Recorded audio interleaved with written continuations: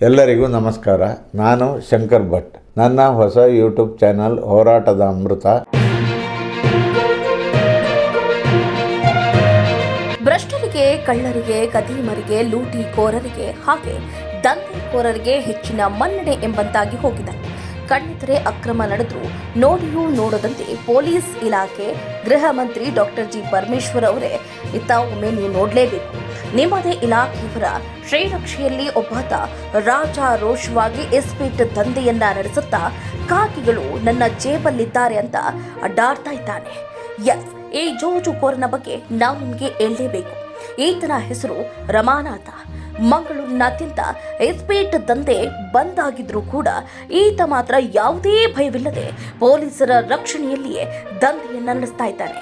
ಕೇಳಿದ್ರೆ ಪೊಲೀಸರೇ ನನ್ನ ಬೆಂಗಾವಲಿನಲ್ಲಿ ಇದ್ದಾರೆ ಅಂತಾನೆ. ಎಂತಹ ಅಸಹ್ಯ! ಕಾನೂನು ಕಾಪಾಡಬೇಕಾದಂತಹ ರಮಣನಾಥ ಮತ್ತು ಕೃಷ್ಣ ಮಣಿಯಾಣಿ ಎಂಬ ಇಬ್ಬರು ಪೊಲೀಸರೇ ಈತನ ಪಾಲುದಾರರಾಗಿ ಅಕ್ರಮ ಸಂಪಾದನೆಯನ್ನ ಮಾಡ್ತಿದ್ದಾರೆ. ಈ ಬಗ್ಗೆ ಅಮೃತ ಪತ್ರಿಕೆ ಮತ್ತು ಚಾನಲ್ನಲ್ಲಿ ಸಾಕಷ್ಟು ಬಾರಿ ವರದಿ ಮಾಡಿ ಎಚ್ಚರಿಕೆಯನ್ನ ಕೊಟ್ಟರೂ ಕೂಡ ಈತ ಮಾತ್ರ ಯಾವುದಕ್ಕೂ ಕೂಡ ಜಗ್ತಾ ಇಲ್ಲ, ಬಗ್ತಾ ಇಲ್ಲ, ದಂಧೆಯನ್ನ ಮಾಡ್ತಾನೆ ಇದ್ದಾನೆ. ಕೆಲಕಾಲ ಪೊಲೀಸರು ಜನರ ಕಣ್ಣುರಿಸೋ ಕೆಲಸವನ್ನ ಮಾಡ್ತಿದ್ದಾರೆ, ರೇಡ್ ಮಾಡ್ತಾರೆ. ನೆಪ ಮಾತ್ರಕ್ಕೆ ಯಾರೋ ಒಬ್ಬನು ಕಸ್ಟಡಿಗೆ ತೆಗೆದುಕೊಂಡು ಕ್ರಮದ ನಾಟಕ ಮಾಡ್ತಾರೆ. ನಂತರ ಮತ್ತದೇ ದಂಧೆಗೆ ಇಂಬು ಕೊಡ್ತಾರೆ. ಏನಾಗಿದೆ ಈ ಪೊಲೀಸರಿಗೆ? ಮಂಗಳೂರಿನ ಪಣಂಬೂರಿನಲ್ಲಿ ಏತನ ಕ್ಲಬ್ನ ಹಿಂಭಾಗದಲ್ಲಿರುವ ಏರ್ಟೆಲ್ ಟವರ್ ಕೆಳಗೆ ಮತ್ತು ಇನಾಕಳಿಯಾಗಿ ಹೋಗುವ ದಾರಿಯ ಎಡಬದಿ ಕಾಡಿನಲ್ಲಿ ಹಾಗೆ ದಿನಕ್ಕೊಂದು ಕಡೆಗಳಲ್ಲಿ ಎಸ್ಪೇಟ್ ದಂಧೆ ಎಗ್ಗಿಲ್ಲದೆ ನಡೀತಾ ಇದೆ. ಬೆಳಗ್ಗೆಯಿಂದ ರಾತ್ರಿಯವರೆಗೂ ಇಲ್ಲಿ ಜೂಜಾಟ ನಡೆಯುತ್ತೆ. ಇದು ಗೊತ್ತಿದ್ದು ಪಣಂಬೂರು ಎಸಿಪಿ ಇನ್ಸ್ಪೆಕ್ಟರ್ಗಳು ಕಣ್ಣು ಮುಚ್ಚಿಕೊಂಡು ಕುಳಿತಾ ಇರುವುದು ಯಾಕೆ? ಈತನ ವಿರುದ್ಧ ಗೂಂಡಾ ಕಾಯ್ದೆ ಹಾಕಿ ಬಂಧಿಸಬಾರದು ಯಾಕೆ?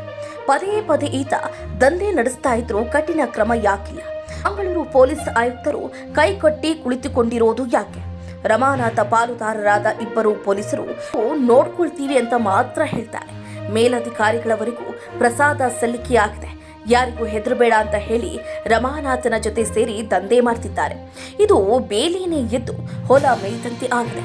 ಮಧ್ಯಮ ವರ್ಗದವರು ಚಟಕ್ಕೆ ಬಿದ್ದು ಬೀದಿ ಪಾಲಾಗ್ತಿದ್ದಾರೆ. ರಮಾನಾಥ ಕಾನೂನಿಗಿಂತಲೂ ದೊಡ್ಡವನೇ. ಇದು ಹೀಗೆ ಮುಂದುವರೆದ್ರೆ ಡಿಜಿವರೆಗೂ ಪತ್ರಿಕೆ ವರದಿ ಮುಟ್ಟಿಸುತ್ತೆ. ಇದಕ್ಕೂ ಜಗದಿದ್ರೆ ಗೃಹ ಮಂತ್ರಿಗಳಿಗೆ ದೂರನ್ನ ನೀಡಬೇಕಾಗುತ್ತೆ. ಕೂಡಲೇ ಎಚ್ಚೆತ್ತರೆ ಎಲ್ಲರಿಗೂ ಕ್ಷೇಮ. ಅಮೃತ ಏತನ ದಂಧೆ ನಿಲ್ಲುವವರೆಗೂ ಹೋರಾಟವನ್ನ ಕೈಬಿಡುವುದಿಲ್ಲ. ಎಚ್ಚರವಿರಲಿ.